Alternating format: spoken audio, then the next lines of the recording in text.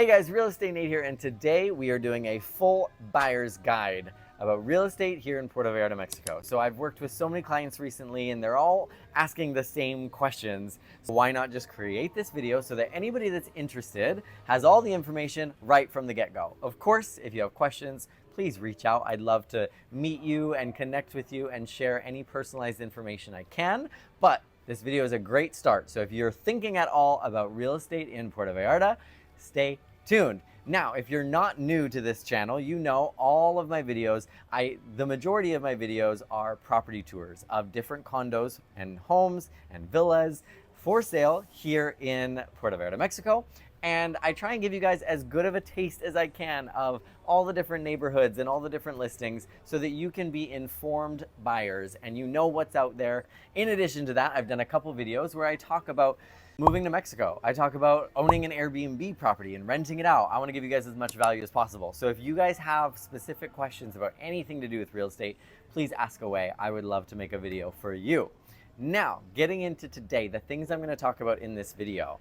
First, I'm going to talk about understanding the market, the different neighborhoods here. I'm going to talk about the legal differences between buying a property here, the legal financial stuff versus maybe in Canada or the United States. I'm going to talk about the differences here. I'm going to take you through the full buying process. So how to actually get through the process, how long it takes, all that good stuff. And I'm going to talk to you also about the costs associated with it and what you might not expect for costs, what might be better than you thought or worse than you thought, so that when you're going through this process, you know how to budget accordingly. So getting right into it, before we do, make sure you like, subscribe, watch all the other videos, but here we go. Starting with understanding Puerto Vallarta real estate. Now, you might have heard that down in Mexico, nobody's certified, nobody's an actual realtor, there's no governing body. That's not true, there is. It is a little bit of a wild, wild west down here, but our governing body down here, AMPI, is our realtor association. And so the first thing you're gonna wanna pay attention to is find a realtor that is AMPI certified. There are regulations, there is legal things, don't worry, it's not crazy. But it's important to find yourself an AMPI certified realtor. It means they've gone through all the required courses, they're doing the continuing education, and they have access to Flex MLS, which is where all the listings are posted. So as an AMPI certified realtor, if you tell me something you're looking for, I can go into the database and find the most updated information with all of the listings available, so I can find you what you truly want out of all the listings versus just maybe, oh, well, these are the listings I know about. I'm gonna show you everything that you wanna see. That's number one. Number two is PV is a big place. There's tons of different neighborhoods, and that's what I love about it. Tons of different neighborhoods with all sorts of different pros and cons and all sorts of different budgets. You can find everything from beautiful homes in little gated communities that are a little kind of off the beaten path, but safe and nice for $200,000, and it's like a 3-bedroom condo or a 3-bedroom townhome. It's insane. You can find super cheap things. You can also find $16 million villas. So literally everything in between, depending on the neighborhood. And it's important to know all your options, because maybe you want to rent it out. So you want to be in a good ROI area. Maybe you don't care about rental. You just want to be oceanfront, and that's all you want. So what I'm saying is the first step, of course, is knowing the different areas of PV, because there's so much choice and so much available to you. Now, moving on to the next thing, all the legal and financial differences between buying property back home and buying property here. So, number one, financing. It's probably my number one question. This is my number one and number two question, financing and that trust thing that everyone talks about. So, financing. Can you find financing down here in Mexico? The answer is yes, but don't get too excited. There's a lot of people that will tell you, oh yeah, we do financing for foreigners. There's a lot of companies that will do it, and there's nothing wrong with them. The only thing is, the rate that they're gonna give you is probably above 10%. So the interest rates are never that great. And so it's an option, but it's usually not people's best option. Usually the best option, if you do need financing, the majority of people down here that are financing are getting financing from their country that they're from, America, Canada, wherever else.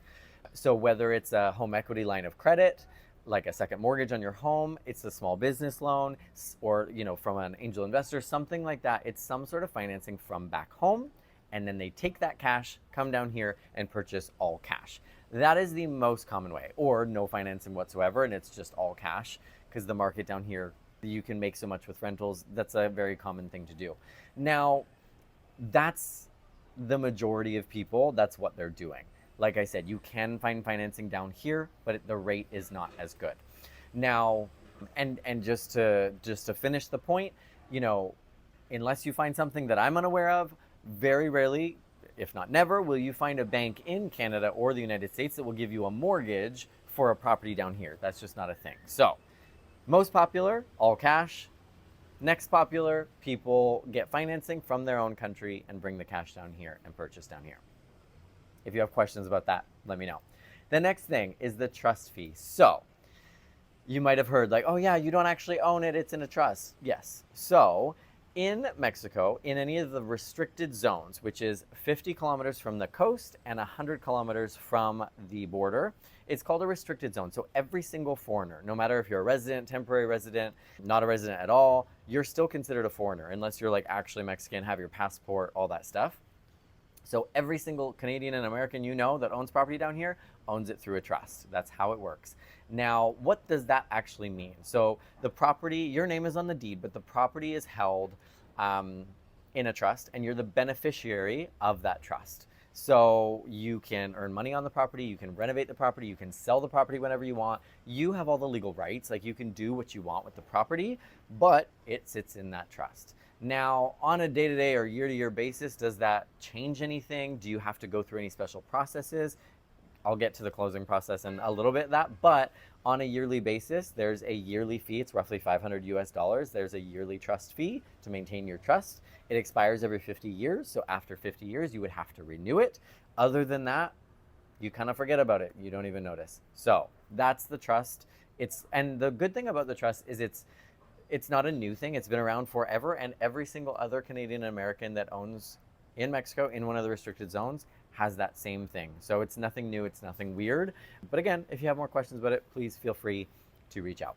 Next, I'm going to talk about the whole buying process. So if you are like, okay, I think I'm ready to start looking, but what is this process going to look like? I'll go through the whole thing. So let's say you're a buyer, you found the place you like, what happens next? So there's a lot of similarities to the United States and Canada, but I'll go through them. So first off, we create an offer. So I'm here to help you create a strategic offer. So yes, there's negotiations involved. Yes, there's certain contingencies you might want to throw in that offer. We create an offer. We figure out what a strategic price is to offer. We figure out a good closing date that makes sense for both parties, or for you, majority, and then we'll see what they counter with. And then we throw in any contingencies. Usually the only contingency is that inspection, because like I said, most things are all cash down here, but every once in a while, there's some other things we throw in as well. Send off the offer.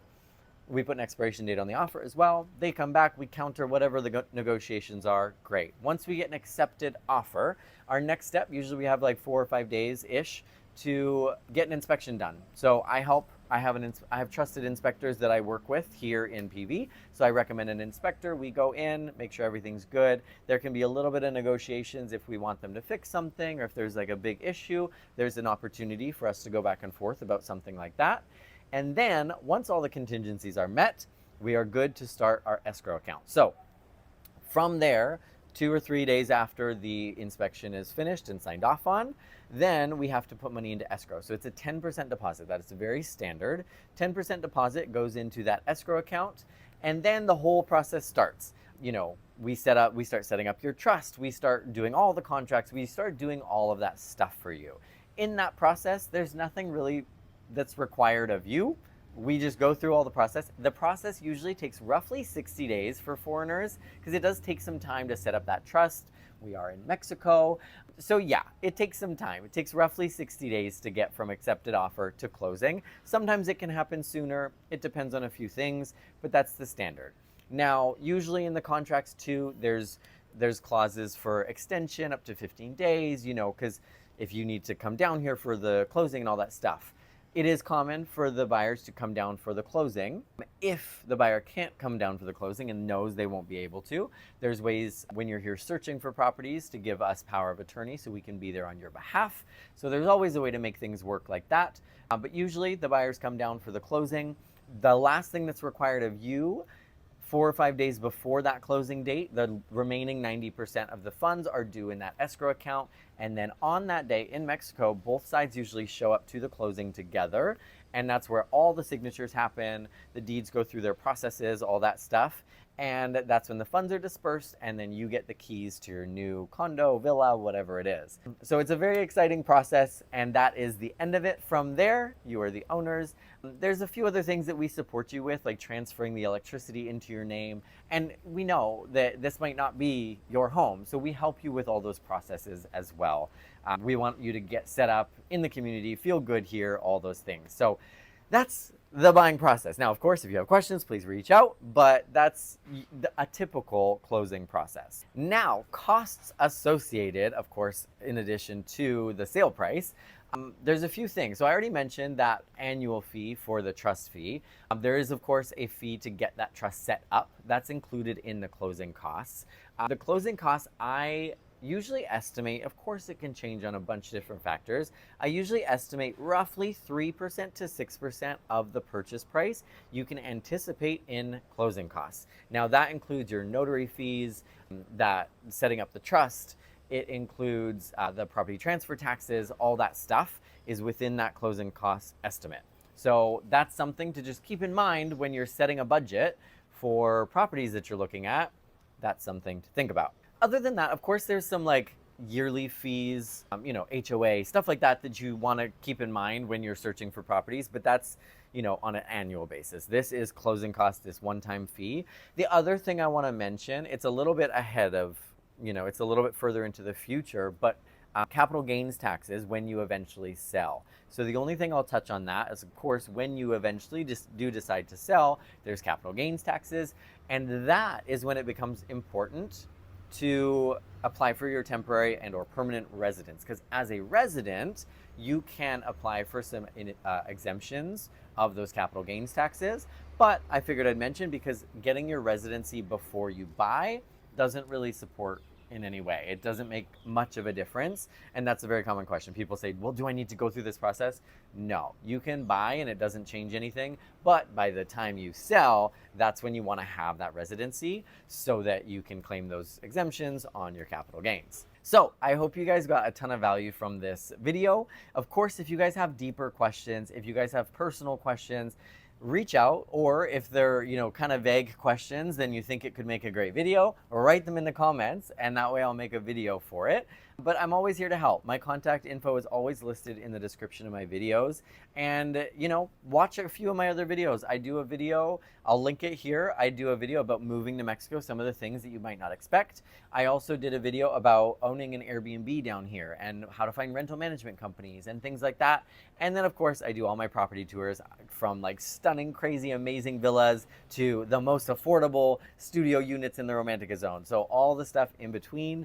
And of course, I love feedback from you guys. So if you have any questions, please reach out. Make sure you like, subscribe, share with your friends. And if nothing else, I will see you at the next one. Bye.